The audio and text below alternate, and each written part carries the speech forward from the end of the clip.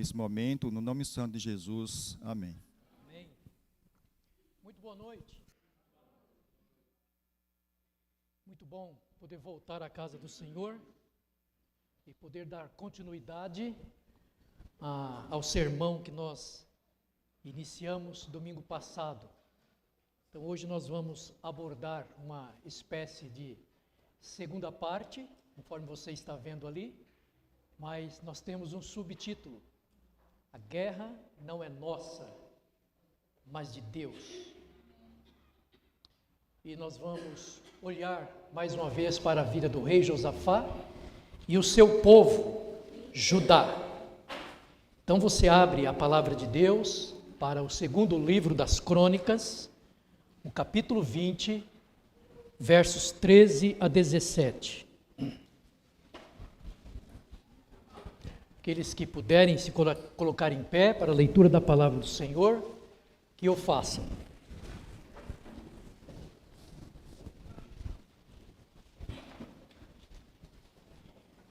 Então, conforme vocês estão vendo, o segundo livro das Crônicas, o capítulo 20, versos 13 a 17. Diz assim o sagrado livro: todo Judá estava em pé diante do Senhor, como também as suas crianças, as suas mulheres e os seus filhos. Então veio o Espírito do Senhor no meio da congregação sobre Jaaziel, filho de Zacarias, filho de Benaia, filho de Jeiel, filho de Matanias, levita, dos filhos de Asaf. E disse: dai ouvidos, todo Judá, e vós, moradores de Jerusalém, e tu, ó rei Josafá, ao que vos diz o Senhor. Não temais, nem vos assusteis por causa dessa grande multidão, pois a peleja não é vossa, mas de Deus. Amanhã descereis contra eles, eis que sobem pela ladeira de Ziz. Encontrá-los eis no fim do vale, defronte no deserto de Jeruel. Neste encontro não tereis de pelejar. Tomem posição, fiquem parados e vede o salvamento que o Senhor vos dará, ó Judá e Jerusalém. Não temais, nem vos assusteis. Amanhã saí-lhes ao encontro, porque o Senhor é convosco. Amém. Querido Deus, abre bem o nosso coração, nossos olhos, e dá-nos o privilégio, a alegria de mais uma vez poder contemplar as maravilhas da Tua palavra. O Senhor não mudou. Esse relato, 830, 840 a.C., mas o Senhor é o mesmo hoje, agora, nesse momento. O Senhor é o nosso Deus, é o Deus que nos ama, um Deus que está disposto, e para a sua glória, lutar as nossas guerras. Que possamos aprender, Senhor, com esse fato histórico e sobretudo bíblico, para que tenhamos dias sossegados sobre a terra, para que possamos fazer a Tua obra de maneira descansados no Senhor. Em nome de Jesus, amém. Pode assentar, meus irmãos. Enfrentando as adversidades. A guerra não é nossa, mas de Deus. Para não perder assim o raciocínio, uma vez que nós começamos no domingo passado, eu decidi trazer aí 4 pontos, não é? Para recordar o que foi falado domingo passado, haja vista que durante a semana nós já nos envolvemos em muitas outras atividades. Então nós já vimos que o rei Josafá, ele recebe uma notícia desagradável. Edomitas, moabitas, estão vindo contra ele. E você viu comigo, nós vimos juntos, que Josafá ficou com medo. Muito interessante que ele não pegou o medo e guardou numa gaveta. O medo o fez que ele buscasse o Senhor em oração. E ele não fez isso sozinho. Ele desafiou o seu povo, Judá, e inclusive ele promoveu jejum, oração e jejum, e estava o rei Josafá e o seu povo envolvidos nessa batalha espiritual. Também vimos que em sua oração, aliás, é uma oração modelo. Não tem nada você copiar essa oração, uma vez que se você copiar, você está sendo bíblico, porque está na Bíblia essa oração. Agora, a oração de Josafá no início, ele demonstra ter uma visão elevada do Senhor. Conforme vemos, ele disse: Deus está entronizado. Ele vê Deus no trono. Ele diz: Deus domina sobre todos. Ele vê a soberania de Deus. E também ele disse: Deus detém a força e o poder. Ele vê a onipotência de Deus. Queridos irmãos, atenção. Não percam o que está acontecendo. Os inimigos sobem, Josafá está amedrontado, mas ele não perdeu seu Deus de vista. Sabe o que significa isso? Os nossos problemas não são maiores que o nosso Deus. Os nossos inimigos, as nossas adversidades, o rugir do inimigo, não é maior que o nosso Deus. Ele sempre continua o mesmo. Deus entronizado, um Deus que é comandante em chefe, um Deus que arroga para si todo o poder. Muito interessante isso. O medo não fez com que ele perdesse de vista quem era o seu Deus. E no final da sua oração, ali Josafá nos ensina algo impressionante. Ele abre o seu coração e faz uma confissão que diz respeito a todo o povo de Deus. Quando este se encontra em meio às lutas, então ele fez a seguinte confissão: nós não temos força, nós não sabemos o que fazer. E é verdade. 830, 840 a.C., 2023, século 21. Essa é uma regra geral. Não há homem, e no contexto de igreja, não há filho de Deus, não há cristão, não há crente, por mais piedoso ou santo que seja, que esteja habilitado em si mesmo para enfrentar as adversidades. Portanto, nós também não temos força e nós também não sabemos o que fazer. Mas, olha só, e ele termina dizendo algo que é a única atitude que todo povo de Deus deve ter quando se encontrar em dificuldade. Qual é? Mas os nossos olhos se voltam para ti. Nós não sabemos o que fazer, nós não temos forças, mas uma coisa nós devemos, note bem a ênfase, nós devemos fazer: manter os nossos olhos fixos em Deus. É uma oração maravilhosa, né? Quando nós lemos pausadamente, olhando, observando as vírgulas, nós podemos aprender princípios maravilhosos. Então, tudo isso nós vimos no domingo passado. Agora, mas se essa história terminasse aqui, aí no verso 12, nós já teríamos conteúdo o suficiente, vindo da palavra de Deus, como arma poderosa para vivermos nesse mundo tenebroso. Mas a história não termina sem que antes o Senhor ouça a oração de Josafá, feita a ele. E que do céu, ele, o Senhor, e não o anjo, não o secretário, ele mesmo, o Senhor, venha guerrear pelo seu povo. É fato notável ver que o próprio Deus, ele diz através do profeta Jaaziel, que aquela guerra, aquela batalha, aquela adversidade não era dele, Josafá e Judá, não.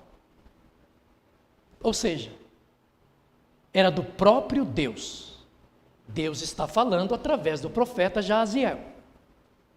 Então, nós podemos ver que Deus, compadecendo-se do seu povo, e Ele está disposto a guerrear por eles. Pergunta: mas como isso foi possível? Ou, como isso é possível? Vejamos. Ao final da oração, no verso 12, o escritor diz que todos, note bem, todos os homens de Judá, olha só, com suas mulheres, com seus filhos, é a palavra ali original, crianças de colo, todos vocês estão sentados, né? Escutem, estavam ali em pé, diante do Senhor. Pode levantar todo mundo. É brincadeira. Mas obrigado aí. Se fosse verdade, nota 10. E aqui, nós podemos ver uma espécie de prelúdio. Ou seja, algo que pré-anuncia algo importante que vai acontecer. Ou seja, o primeiro passo para que se veja a grande maravilha do Senhor, que o Senhor, melhor, estava pronto para fazer no meio deles. Oh, que coisa maravilhosa! Deus já estava pronto para agir. Consegue imaginar? Judá, Josafá, o rei, o povo está ali. Deixe-me dizer uma coisa: Judá também tem seu exército, que fora formado e treinado muito bem nos dias de Davi. Então, Josafá e Judá e o povo, eles estão ali e o Senhor está pronto para agir. Nós também estamos aqui. Nosso Deus está pronto para agir. Louvado seja o Senhor. Josafá não existe mais. Josafá, mas o Senhor é o mesmo ontem, hoje e será sempre. Ah, que maravilha! Meu Deus não envelhece, não se esquece. A monarquia em Israel acabou. Nunca mais ninguém se assentou no trono de Davi. Ele está reservado. Alguém todo-poderoso vai sentar lá. Está reservado para alguém. Para aquele que disse: todo poder me é dado nos céus e na terra. O Senhor estava pronto para fazer uma grande maravilha no meio deles. Então eu vejo aqui uma preparação para uma mudança de comando. Até agora, na nossa narrativa, nós temos Josafá e o povo, e os inimigos. O cenário está preparado. O povo está pronto. E a primeira manifestação do Senhor é levantar um profeta, cujo nome é Jaaziel. Escutem. Então veio o Espírito do Senhor no meio da congregação sobre Jaaziel, isso no verso 14, e disse: dai ouvidos, todo Judá, E vós, moradores de Jerusalém, e tu, ó rei Josafá, ao que vos diz o Senhor. Note que eles estão em meio a uma adversidade e deveriam ouvir a voz do Senhor, pois seria dessa maneira eles passariam a receber da parte do Senhor preciosas orientações sobre como proceder naqueles momentos tão amedrontadores. Querida igreja, povo de Deus, olha o princípio aqui. Como povo de Deus, como igreja do Senhor, com os cristãos individualmente, não é diferente. Porque isso depende da nossa vida. Estar na presença do Senhor, ouvindo o que o Senhor diz. Isso ou disso depende o sucesso da nossa vida. Ouvir atenciosamente a voz do Senhor na sua santa palavra. E assim, receber da parte do Senhor orientações para enfrentar as adversidades. Tome nota disso. Não é ouvir o mundo. O mundo, por natureza, é um inimigo declarado de Deus e do povo de Deus. Disse Jesus: se vocês fossem do mundo, o mundo amaria a vocês. Mas porque vocês não são do mundo, antes, eu vos escolhi do mundo.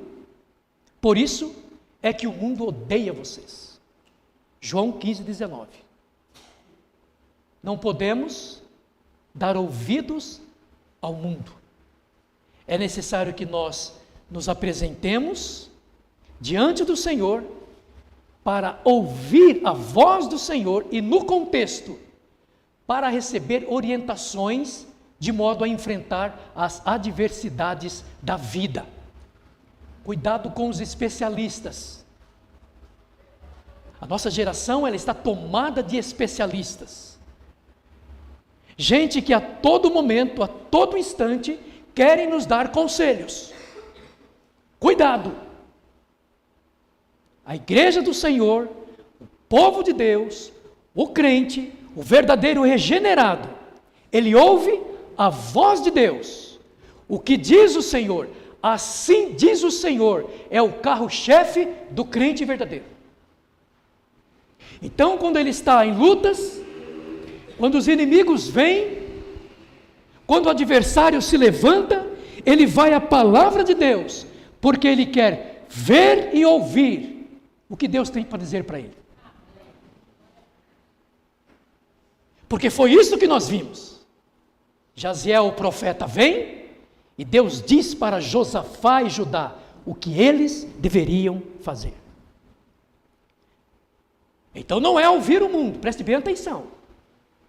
É ouvir o que Deus tem para dizer. Também não é ouvir e fazer a vontade da carne.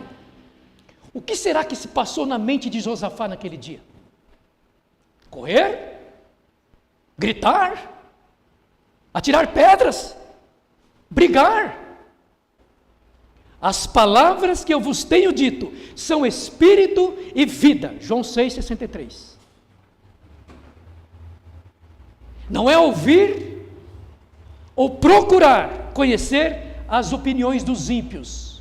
Ei, amigo, o que você acha? Ei, colega, o que você acha? Lá no serviço tem um camarada que é daqui. Compartilhar, confidenciar coisas aos ímpios. Cristão, isso não nos cai bem.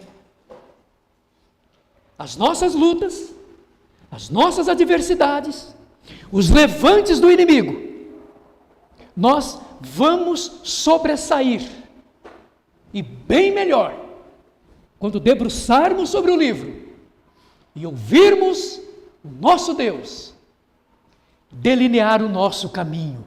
Façam isso, procedam dessa maneira. Isso funciona. Isso produz vitória. Isso refaz as nossas forças, porque Deus espiritualmente, Ele está dentro de nós.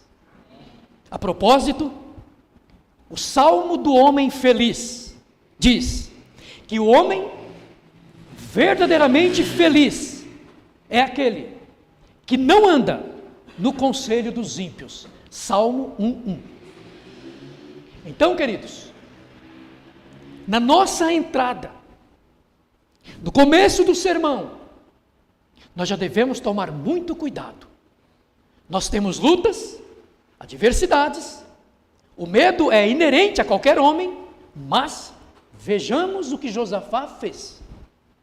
Orou ao Senhor, Deus veio através do profeta e passou a dar orientações como eles deveriam proceder.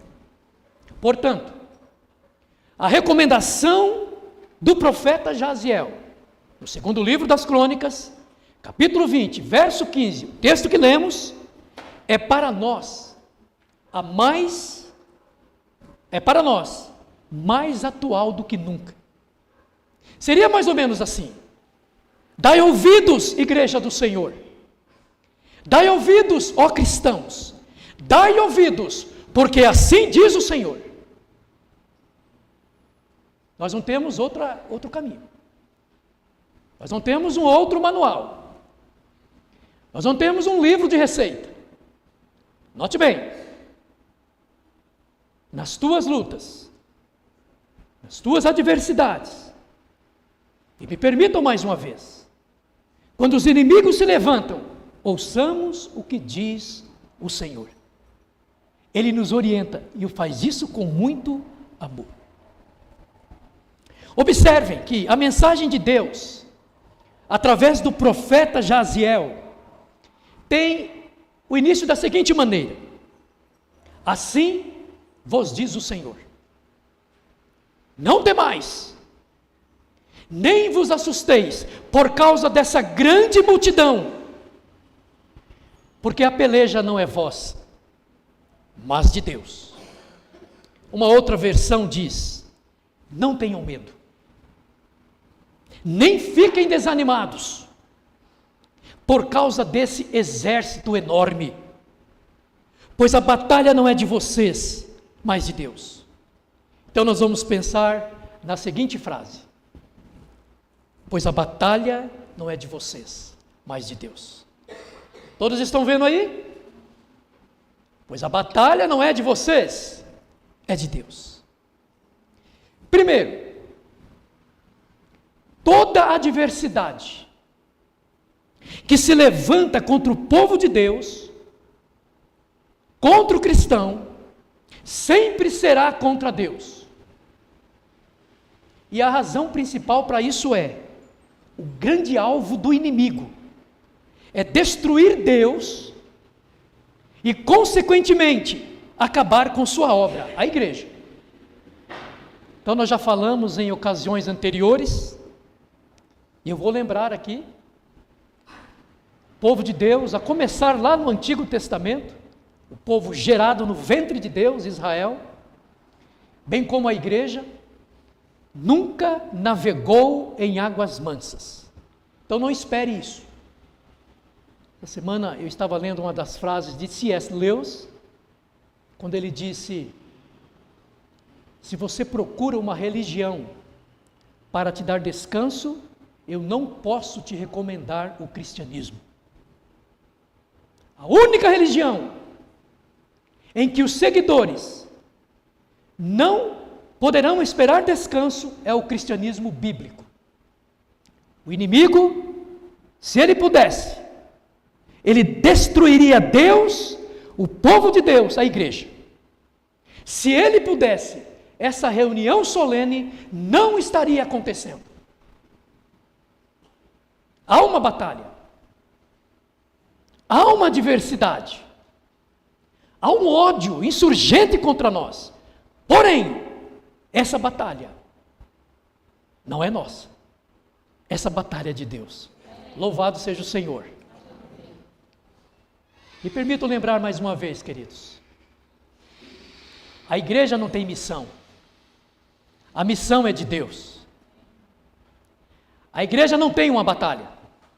A batalha é de Deus. Nós fomos arregimentados para ela.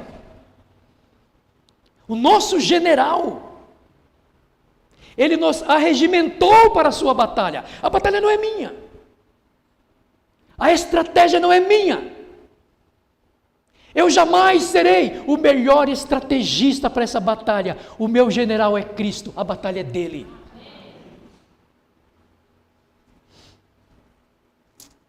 Então, em segundo lugar, quando é que a batalha deixa de ser nossa e passa a ser de Deus? Meus irmãos, isso é importante. Quando é que a batalha deixa de ser nossa e passa a ser de Deus? Escutem. Quando estamos batalhando em favor da verdade. Ou seja, batalhando diligentemente pela fé que uma vez por todas foi entregue aos santos, conforme diz Judas 3. Sendo assim, toda e qualquer adversidade que se levantar contra nós, povo de Deus, essa batalha será do Senhor. Isso no sentido de que Ele virá em nosso socorro e virá lutar por nós. Mas aí nós temos que pensar nisso, nessa questão. Então note bem, lembre-se, a batalha não será nossa, somente quando estivermos vivendo em prol da verdade. Devemos tomar muito cuidado com isso. Nosso irmão apóstolo Pedro, ele disse que nós não devemos padecer por causa de injustiça, mas por causa da verdade. Portanto, quando a verdade que procede do coração de Deus estiver centralizada em nossas vidas, em nossas famílias, em nossos negócios, em nosso casamento, em nossa maneira de criarmos nossos filhos, então nós podemos ter certeza de que o Senhor virá dos céus com grande poder, nos fortalecendo diante das adversidades, e lutará por nós, pois a batalha não é nossa, mas é de Deus. Vamos pensar um pouquinho quais são os princípios que regem a sua vida individual, sua vida profissional, seu ministério na igreja. É a verdade de Deus? Você está lutando do lado de Deus pela verdade? Pode esperar a adversidade, pode esperar lutas, pode esperar portas fechadas, pode esperar o levante do inimigo. Mas se você está do lado de Deus, o Deus da verdade, a batalha não é sua, é de Deus. Que isso fique bem claro. Porque nós poderíamos ler isso aqui e simplesmente não atentar para esse fundamento. De que a batalha deixa de ser nossa e passa a ser de Deus, quando nós estamos militando ao lado da verdade. Talvez nessa noite, nesse auditório, pode ser que haja corações padecendo adversidades, lutas, dificuldades, e você não vê o socorro de Deus, você não vê os recursos de Deus. A pergunta que eu faço é: essa adversidade, qual é a causa dela? É por causa da verdade de Deus? É por causa do Deus da verdade? Ou será que você se meteu em enrascadas? Ou será que você está andando por caminhos tortuosos e acumulando adversidades e dificuldades? Note bem, nós precisamos pensar nesse fundamento. A batalha deixa de ser nossa e passa a ser de Deus quando nós estamos militando em favor da verdade. É digno de nota também a parte final da mensagem de Deus por parte do profeta Jaziel. Vejamos, ele disse: nessa batalha não tereis que pelejar, tomai posição, ficai parados e vede o livramento que o Senhor vos concederá, ó Judá e Jerusalém. Não temais, nem vos assusteis. Amanhã saí-lhes ao encontro, porque o Senhor está convosco. Estava lendo e relendo, eu cheguei à seguinte conclusão: esse é um episódio que a mente humana não consegue explicar. Nós sabemos que qualquer exército, de qualquer nação, que se encontra num campo de batalha, está ali para guerrear, está ali para lutar, e isso é natural. Rússia aí, Ucrânia, os exércitos vão para um local, mas é para o combate, é para lutar. Tem algo sobrenatural aqui. Deus disse: pode ir, saiam ao encontro, mas fiquem parados. Oh, meus irmãos, esse é o nosso Deus. Olha lá, Josafá, Judá, pode ir para o campo de batalha. Chegando lá, não façam nada, fiquem parados, e vocês verão o livramento que o Senhor dará a vocês. Mas as nações têm seus exércitos, vão para o campo de batalha e precisam guerrear, precisam lutar. Caso contrário, essa nação ou seu exército poderá ser exterminado pelo inimigo. Mas aqui nós vemos o Senhor agindo de maneira sobrenatural. Vejam que eles iriam experimentar um grande livramento, que viria da parte do Senhor. Mas a recomendação para isso foi: vocês não precisam lutar. Tomem suas posições e permaneçam firmes. Aqui nós vemos uma sentença negativa, ou seja, vocês não precisam lutar, não façam. Essa é a sentença negativa. Agora, duas positivas, são elas: tomai posição e ficai parados. Deus manda uma negativa, não façam nada, e duas na positiva: tomem a posição e fiquem parados. Em outra versão, permaneçam firmes. Povo de Deus, a igreja do Senhor, cada cristão precisa se avaliar de maneira a ver se não está se debatendo. Deus disse: não guerreie, não lute, e se esquecendo do fator fundamental, que é posicionar-se como verdadeiro cristão, verdadeiro povo de Deus, verdadeira igreja do Senhor, e permanecer firme. Muitas vezes eu estou lutando, guerreando, quando o segredo da vitória é simplesmente eu tomar a minha devida posição e permanecer firme, enquanto Deus guerreia por mim. Essa é a recomendação da palavra de Deus.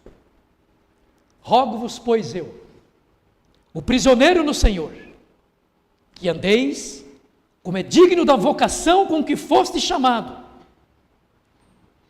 E ainda outra recomendação: pois outrora erais trevas, mas agora sou luz no Senhor. Andai como filhos da luz. Pergunto: essas duas recomendações da palavra do Senhor não é nada mais do que isso? Cristão, tome a sua devida posição e permaneça firme. Pare de se debater. Pare de ficar se batendo. Tudo que nós podemos e devemos fazer diante das adversidades é tomar a nossa posição e permanecer firme. Há muito tempo atrás, eu estava assim, vocês já viram isso na televisão, já viram isso várias vezes. Esses especialistas, os guarda-vidas, que trabalham, e tem muito trabalho no verão em nossas praias. E as pessoas conversavam com eles ali e perguntavam qual é a estratégia para salvar alguém que está se afogando. Interessante isso. E é isso que Deus faz mesmo. Aquele guarda-vidas, ele disse que é necessário que o especialista se aproxime da vítima e espere até que ela perca a força, se canse, perca a força. É aí que ele entra em ação. Entenderam? Com o Pai Celestial também é assim. Enquanto nós estivermos nos debatendo, Ele não vai fazer nada. Até que esgota os nossos recursos, aí Ele nos abraça e nos salva, nos tira da adversidade. Crente, pare de se debater, tome a sua posição e permaneça firme. Deixe a batalha com o Senhor, deixe a sua adversidade com o Senhor. Agora, talvez existam entre nós crentes que estão passando por uma adversidade, isso já há muito tempo. O ano entrou, uma luta, uma adversidade, uma ameaça, um medo, está assustado, as coisas não se resolvem, as coisas não acontecem. Isso já vai há muito tempo. Tem vindo na igreja, tem frequentado, tem apoiado a obra, mas simplesmente não dá. Querido irmão, se essa é a sua situação, pergunte a você mesmo: não estou me debatendo? Será que não sou eu que estou lutando as minhas batalhas? Será que não sou eu que estou desembainhando a minha espada para enfrentar os inimigos? Pergunte ainda: estou devidamente posicionado e permanecendo firme? E depois das recomendações preliminares vistas acima da parte do Senhor, temos então a seguinte e divina promessa: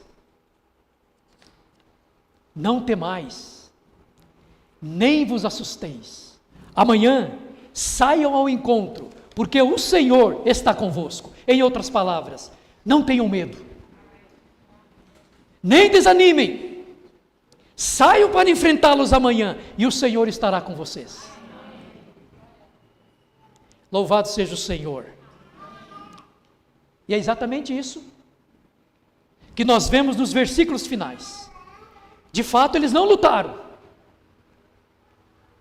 De fato, eles não desembainharam uma só espada. Nenhum arco fora entesado. Logo, nenhuma flecha foi disparada ou lançada. Por quê? Pois o Senhor já havia dito anteriormente que eles deveriam ficar parados, não precisariam lutar. Mas o que aconteceu? no versículo 22, nós lemos até o verso 17, né? Agora veja o verso 22 aí, só para a gente terminar aqui. Diz assim: tendo eles começado a cantar e dar louvores, pôs o Senhor emboscadas contra os filhos de Amon e de Moabe e os do monte Seir, que vieram contra Judá e foram desbaratados. Vamos resumir isso aqui? No versículo 22, diz que enquanto o povo cantava, mas não era para guerrear, não era para lutar, eles estão cantando, e quer saber o que eles estão cantando? Rendei graças ao Senhor, porque a sua misericórdia dura para sempre. É isso que eles estão cantando. A guerra do Senhor, a batalha do Senhor, nós vamos cantar louvores ao Senhor. Se você está aqui em adoração, tentando lutar as suas guerras, você está errado. Você está aqui para adorar a Deus. Você está aqui para dignificar o nome do Senhor, dizer que Ele é bendito no nosso meio. Enquanto lá fora, na família, nossas guerras interiores, Ele vem lutar por nós. Enquanto o povo cantava, entoava louvores ao Senhor, foi o Senhor quem pôs emboscadas contra os amonitas, edomitas e moabitas, e eles foram derrotados pelo Senhor, aleluia. E no verso 23, olhem só: porque os filhos de Amon e de Moabe se levantaram contra os moradores do monte Seir, para os destruir e exterminar. E tendo eles dado cabo dos moradores de Seir, ajuntaram uns aos outros e começaram a se destruir. Eu nunca imaginei uma coisa dessa. Como pode? Meus irmãos, que ação sobrenatural do nosso Deus. Vamos ver, olha, no verso 23, nós vemos que o Senhor, Ele muda o coração dos inimigos de Judá, de maneira que amonitas e moabitas altos uma flecha, porque é a batalha do Senhor. Então no verso 24, nós vemos que o exército de Judá se põe num lugar alto, e dali, ao observar o campo de batalha, tudo o que eles estão vendo, somente cadáveres. Ninguém havia escapado. Agora veja os versos 27 e 28. Então, voltaram todos os homens de Judá e de Jerusalém e Josafá à frente deles, e tornaram para Jerusalém com alegria, porque o Senhor os alegrara com a vitória sobre os seus inimigos. Escute, tem mais. Vieram para Jerusalém com alaúdes, harpas e trombetas para a casa do Senhor. O que nós estamos vendo agora? Vemos que o Senhor, além de dar ao seu povo a vitória sobre os inimigos, também lhes deu uma profunda alegria, de maneira que eles se dirigiram para Jerusalém. Chegando ali, entraram na casa do Senhor, no templo do Senhor, e ao som dos instrumentos, cantavam louvores ao Senhor, dizendo: rendei graças ao Senhor, porque a sua misericórdia dura para sempre. Repito, sem disparar uma flecha. Sem disparar uma flecha. E finalmente, no verso 29, olha só, meus queridos irmãos, verso 29, veio da parte de Deus o terror sobre todos os reinos daquelas terras, quando ouviram que o Senhor havia pelejado contra os inimigos de Israel. E finalmente podemos ver no verso 29, que as demais nações, quando souberam que o Senhor havia feito no meio do seu povo, ou seja, lutado contra os inimigos de Israel, aquelas nações temeram grandemente ao Senhor. A minha oração é que esse bairro tema ao Senhor. Mas isso deve começar aqui, na IBR Jardim Guarujá. Quando nós estabelecermos aqui uma igreja bem fortalecida.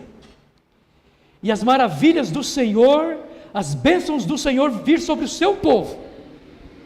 E essas ruas, esse bairro, as escolas, as famílias, temerem ao Senhor. Porque o Deus da igreja do Jardim Guarujá é um Deus que se faz presente no meio do seu povo. Amém. E o rei Josafá, aquele rei, que no início da nossa história, ele estava com medo, buscou o Senhor em oração, proclamou um jejum em todo Judá, e confessou diante de Deus suas limitações. Sobre isso nós lemos, assim, no verso 30, disparou uma flecha. Quer dizer que eu posso falar de novo, né? Não disparou uma flecha. Deus cuidou de tudo. E agora Josafá, o seu reinado descansa em paz. E as nações temeram o Deus de Israel. O mesmo homem que estava com medo, agora está desfrutando da paz com Deus. Louvado seja o Senhor, que muda situações terríveis, amedrontadoras, e concede paz ao seu povo. Nós estamos num contexto de muita adversidade. Nada, absolutamente nada, é ao nosso favor. Eu também não quero, também não preciso. É até bom que nada seja a meu favor ou ao seu favor, porque isso é uma evidência de que nós somos povo de Deus. Então é até normal que, por causa da sua fé, é até normal porque você está do lado da verdade, você tem adversidades, os inimigos se levantem contra você, mas deixe-me dizer uma coisa, e como domingo passado, eu concluí com as palavras do puritano Matthew Henry, eu vou fazê-lo novamente. Olha o que esse santo de Deus diz. Josafá exorta suas tropas, a ter firme a fé em Deus. A fé inspira o homem a ser verdadeiramente valoroso. Nada o ajudará mais a estabelecer o coração em tempos de tremor do que a firme fé no poder, na misericórdia e na promessa de Deus. Em toda nossa confiança no Senhor, e em nossos louvores a Ele, tenhamos em vista atenciosamente a sua misericórdia eterna para com os pecadores através de Jesus Cristo. Jamais um exército foi tão destruído como o exército de Satanás. Deste modo, Deus costuma fazer com que pessoas más destruam-se entre si mesmas. Jamais se celebrou uma vitória com ações de graças de maneira